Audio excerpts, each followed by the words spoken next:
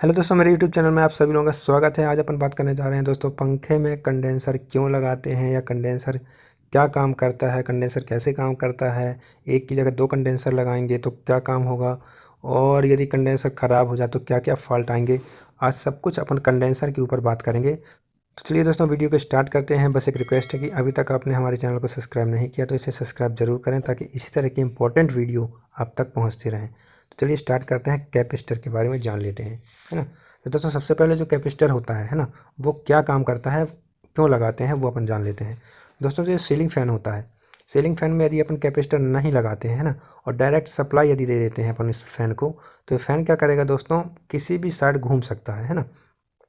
क्योंकि दोस्तों, यदि कंडेंसर अपन नहीं लगाते हैं तो जो सप्लाई है वो दोनों वाइंडिंगों में, आपको पता होगा कि इसमें जो वाइंडिंग होती है वो कुछ इस तरह की होती है कि ये जो वायर है, ये यहाँ पे वाइंडिंग हुई और ये वायर निकल गई स्टार्टिंग की, और ये इस तरह से एक वाइंडिंग हुई जो चली गई रनिंग की, है ना। तो दोस्तों, इन दोनों का तो अपना कॉमन हो जाता है। बट जो ये सप्लाई देते हैं अपन, है ना, यदि यहाँ पे ऐसे डायरेक्ट सप्लाई दे दें और यहाँ पे एक डायरेक्ट सप्लाई दे दें, इन दोनों को कॉमन करके, तो यहाँ पे दोस्तों पंखा किसी भी साइड नहीं घूमेगा, बस मन्नाता रहेगा वहीं की वहीं। क्योंकि दोस्तों, इसमें जो वाइंडिंग होती है ये क्लॉकवाइज एंड एंटी क्लॉकवाइज दोनों तरीके की होती है ना। जिस वजह से जो सप्लाई है वो आपका कहीं आगे नहीं बढ़ेगा और फ़ैन जो है आपका मन्न मन्न करता रहेगा। और यदि आप उसको किसी भी एक साइड आप धक्का लगाते हैं, है ना, मान लीजिए पंखा है मन्ना रहा हो, किसी भी एक साइड अपन उसको धक्का लगा देते हैं, पंखे से ऐसे घुमा देते हैं, तो दोस्तों वो उसी दिशा में घूमता रहेगा। तो अपन बार बार ये जो धक्का लगाने का काम कर रहे हैं ये ना करना पड़े, इसीलिए अपन पंखे में कैपेसिटर लगाते हैं, है ना। अब दोस्तों, बात कर लेते हैं कि कैपेसिटर काम कैसे करता है ना। आखिर काम कैसे करता है, क्योंकि वायर तो किसी में भी अपन जॉइंट कर देते हैं, है ना, इसमें कर देते हैं, इसमें कर देते हैं। काम कैसे करता है, जैसे कि अपन ये जो पंखा में कैपेसिटर लगा है ना, ये कैपेसिटर की जो वाइंडिंग होती है दोस्तों, जैसे कि मैंने अभी आपको बताया कि ये वाइंडिंग एक हो गई और इसी तरह की ये रनिंग दूसरी वाइंडिंग हो गई। तो दोस्तों, ये तो कॉमन हो जाता है, और एक एक जो है इस साइड लग जाता है और एक दूसरा इस साइड लग जाता है ना। तो दोस्तों, इस तरह से जो वाइंडिंग होती है, तो दोस्तों क्या करता है कि एक सप्लाई तो अपन इसको आके दे देते हैं ना, ये मान लीजिए न्यूट्रल हो गया, और फेस जो होता है किसी भी एक साइड होता है ना। तो दोस्तों, किसी भी एक साइड नहीं होता है। आपने देखा होगा कि कभी कभी फैन होता है वो उल्टा घूमने लगता है। उल्टा कब घूमता है दोस्तों, जब जो सप्लाई होती है अपने इस तरह से एक स्टार्टिंग में आ जाती है, जिसकी वजह से जो फैन है वो हमेशा उल्टा घूमने लगता है। तो जैसे ही अपन रनिंग रनिंग में लेके आते हैं, जो सप्लाई होती है न्यूट्रल की या फेस की, यदि यदि अपन रनिंग वाले में जोड़ते हैं तो फ़ैन हमेशा सीधा घूमने लगता है। सीधा कैसे घूमने लगता है कि जैसे ही अपन प्लस और माइनस दो सप्लाई देते हैं, तो दोस्तों एक तो यहाँ पर कॉमन में कनेक्ट हो जाती है, और जो दूसरी जाके कैपेसिटर में जाती है, कहता है कि जैसे ही सीलिंग फ़ैन को जैसे ही सप्लाई अपन देते हैं, ऑन करते हैं स्विच से, तो ये क्या होता है, कुछ सेकेंड के लिए सप्लाई को रोक देता है, वोल्टेज को रोक के करंट को आगे की तरफ फ्लो कर देता है दोस्तों। तो जो करंट होता है वो आगे की तरफ चला जाता है, वोल्टेज वहीं रुक जाता है कुछ सेकंड के लिए। तो इस तरह से जो फ़ैन होता है वो रनिंग वाइंडिंग के करते हुए रनिंग में चल देता है। उसके बाद दोस्तों इसकी सप्लाई मिलती रहती है और ये सीलिंग फ़ैन चलता रहता है 24 घंटे 12 घंटे, जब तक आपको चलाना हो, है ना। तो दोस्तों, ये प्रोसेस रहती है कंडेंसर की। मेन जो कंडेंसर का काम है वो यही होता है कि वो वोल्टेज को रोक के थोड़ा सा और करंट को आगे जाने देता है, ताकि जो सीलिंग फ़ैन है वो एक बार रनिंग वाइंडिंग की साइड से स्टार्ट हो जाए, ताकि वो हर बार सीधा घूमे, है ना। तो यही दोस्तों मेन काम होता है सीलिंग फ़ैन का।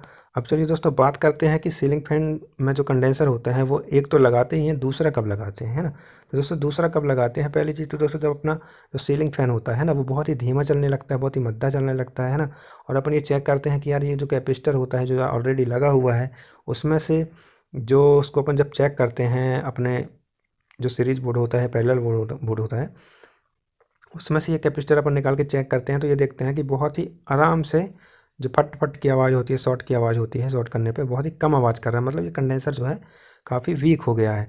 और अपन को दोस्तों मान लीजिए रात है और उस समय अपन कहीं दुकान भी नहीं खुली और अपन पंखा चलाना बहुत ज़रूरी है, क्योंकि नींद नहीं आएगी, है ना। तब उस स्थिति में दोस्तों अपन देखते हैं कि आजू बाजू यदि कोई कंडेंसर पड़ा हुआ है, पुराना नया कुछ भी, है ना, तो जैसे कि पड़ा हुआ है ये वाला, तो इसको उठा के अपन क्या करते हैं, इसके साथ में लगा देते हैं, है ना। तो दोस्तों, जो कंडेंसर होता है उसको अपन सीरीज में नहीं लगाते, सीधे पैरेलल में ये कंडेंसर के दोनों वायर और उसके दोनों वायर आपस में इस तरह से शॉर्ट कर देते हैं, और इनको जो है यहाँ से इस तरह से कनेक्ट कर देते हैं, ठीक है। तो दोस्तों, इस तरह से अपन इस कंडीशन में जो कैपेसिटर है वो अपन यहाँ पर लगा सकते हैं, है ना। और दोस्तों, एक बार कन्फ्यूज़न ये भी होता है कि कैपेसिटर कितने का लगाएं, है ना, सीलिंग फैन में, कूलर मोटर में। तो दोस्तों, मैं आपको बता दूं कि ये जो चीज़ होती है कि कितने MFD का लगाएं, है ना। तो ये MFD कितने का लगाएं, ये दोस्तों ये सीलिंग फ़ैन के ऊपर होता है ना। यदि आपका हल्का छोटा सीलिंग फ़ैन है तो उसमें 2.5 का कैपेसिटर पर्याप्त रहता है। इससे थोड़ा बड़ा है तब भी 2.5 का रहता है, नहीं तो आप 3.15 का लगा दीजिए। बहुत ही बड़े बड़े जो पुराने ज़माने के जो अभी भी सीलिंग फ़ैन आपने देखा होगा, कई सरकारी संस्थान या पुरानी जो बड़ी कंपनियां हैं उसमें अभी भी बहुत बड़े बड़े मटके जैसे सीलिंग फ़ैन लगे होते हैं। तो दोस्तों उसमें 4 MFD तक के कंडेंसर लग जाते हैं, है ना।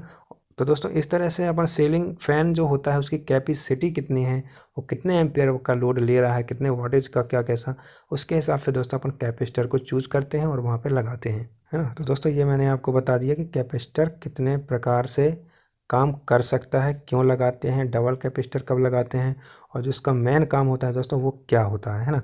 उम्मीद करता हूँ दोस्तों आपको इस वीडियो में काफ़ी कुछ कन्फ्यूजन ख़त्म हो गया होगा कि कंडेंसर क्यों लगाएं, कैसे काम करता है, कब लगाते हैं, कितने का लगाते हैं। तो आई थिंक दोस्तों आपको समझ में आया होगा और मेरे द्वारा दी गई जानकारी आपको पसंद आई होगी। तो दोस्तों यदि वीडियो अच्छी लगी हो तो मेरे चैनल को सब्सक्राइब जरूर कीजिएगा और वीडियो को लाइक शेयर कीजिएगा। धन्यवाद दोस्तों, मिलते हैं अगली वीडियो में, जब तक के लिए गुड बाय, जय हिंद दोस्तों।